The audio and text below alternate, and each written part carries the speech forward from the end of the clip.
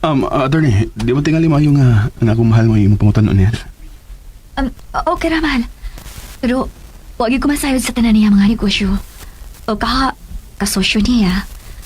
But, I'm willing to help you. Mahal, Bisag di pa ko ninyo sultihan. Pero nahibaw ko nga ang tanang mga negosyo sa demonyo kong amahan nag-generate gikan sa kita niya sa asyenda. Dagan kayong salamat sa imong cooperation, Hazel. Tinood ka kayong gisulti. Nakuha niya ang uban niya mga negosyo pinaagi sa asyenda nila ni Milan. sure ka, mahal, nga may kasayuran ka? Nagalingkod ko sa gihatag nga opisina sa demonyo kong amahan. Ug nakita ko ang mga companies nga nagdaasa nga ni Emilio Castillo. Doon na sa mga kumpanya di inahimo siyang investor. Pero walang ko makahinumdum. Mahimo man natong maablihan ang ilang libro. Kon mo request si Milan pinaagi sa iyang abogado. Attorney, Ayaw lang pagreklamo, mahal. Sa akong nainumduman, sa dihan nakakatuon kong buot. Ang asyenda ragyo iyang kipanag-iya. noon, mahal, kung makuha na to ang mga negosyo nga napundar si mo, mahal. Ikaw raman kaya ang mabulahan. Dili ko malipay, mahal. Ha? Unsaon ko sa pag-atubang ang mga tao. Wa kay angayng tauwawan, Hazel.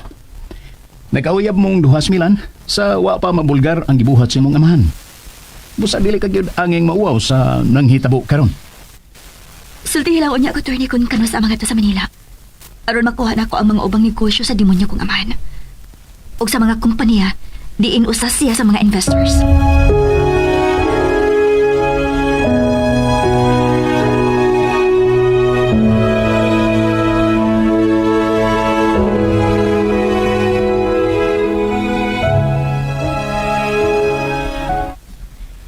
Ni alagi ka rin. Mukumpisal na gyud ka? Bugal-bugal nun, Kadre. Ha? Nganong imo mo kong gipangutana kung mukumpisal na gyud ko? Ngano? Nangandak dahi kumukumpisal ko nimo. Aw. Katud ay miduol ka nga muingon nga mukumpisal ka. Di ay to seryoso? May kumpisal naman ko nimo, Dre. O galing lang. Wa ko makahuwat sa imong tambag og absolusyon. Ha? Man ako kumpisal nimo, Dre. Og naawaw lang ko mo tong midali kog biya. Bitaw. Hibong bitaw ko? Dre, osbo na ko ba? Sa ba nang mahigugma ta sa tao nga doon na nila ang gihigugma? Nahibaw ang maong tao nga imo siyang gihigugma? Nahibaw, Dre. Unsa may iyang reaksyon? Oh, wa. In love man siya siyang gihigugma. Unya, namugos ka nga higugmaon? Hambot lang. Kung wa ka mamugos, wa man kaysa. Pero sa ang mahigugma sa tao nga doon na nila ang gihigugma, Dre. Wa kaysa. Tinuod nga, Dre. Wa lagi kaysa. Pero kung mamugos ka, aw, sa na. Wa say klaro ni mo, Dre, uy. Uy, ni aman paingon nga ni si Milan ug si Hazel. Oh, adon ako, Dre. Oh, asa man ka rin? Di ba? Imo man silang higala, labi na gyud si Hazel. Naglagot ko niya. Uy, nga naman to siya ay.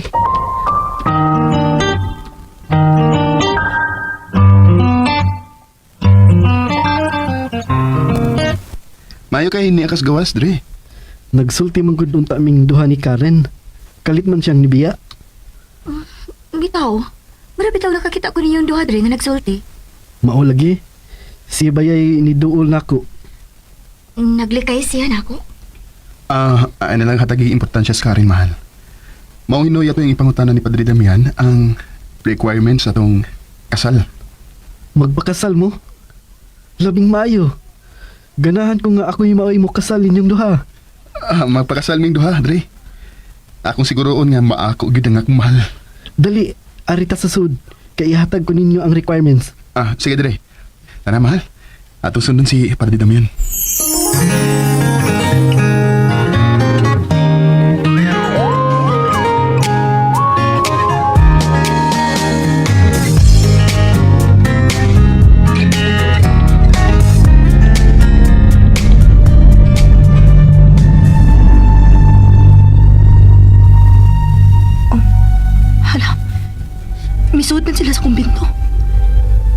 Gitugaran ka sila si Milan o Senyorita Hazel.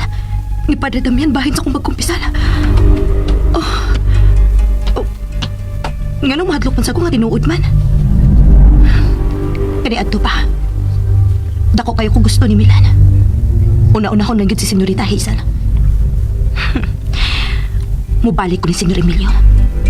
Ako siyang intrikahan. Aron mangita gid sa paagi nga makaikyas. Og dadon si Hazel. Ako yung palaguton si Senyor Emilio.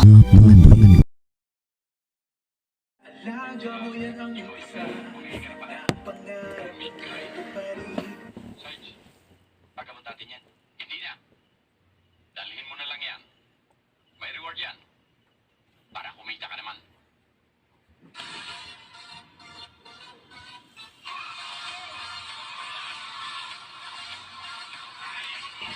Parang kadali naman si Tatay Ini.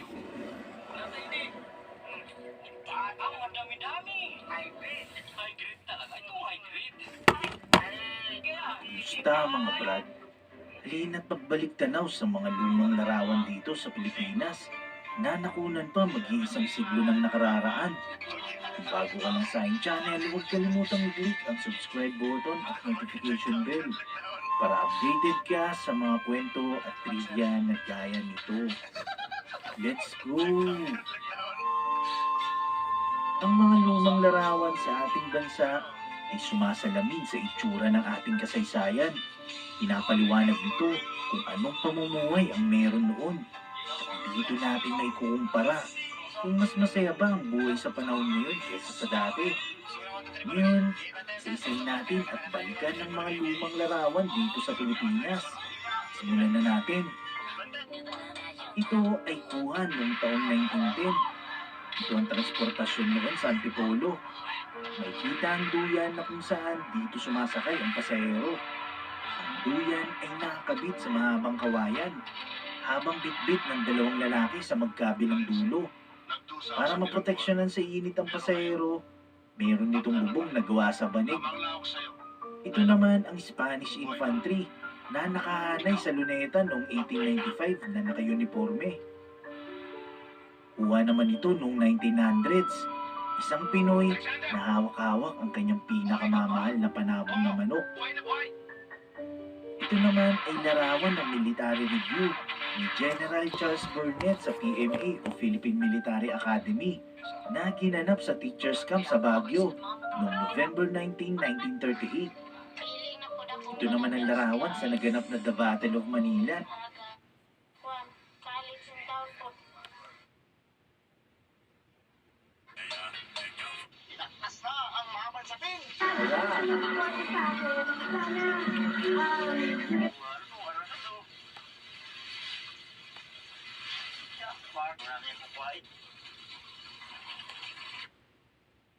Tanggalin po natin ito.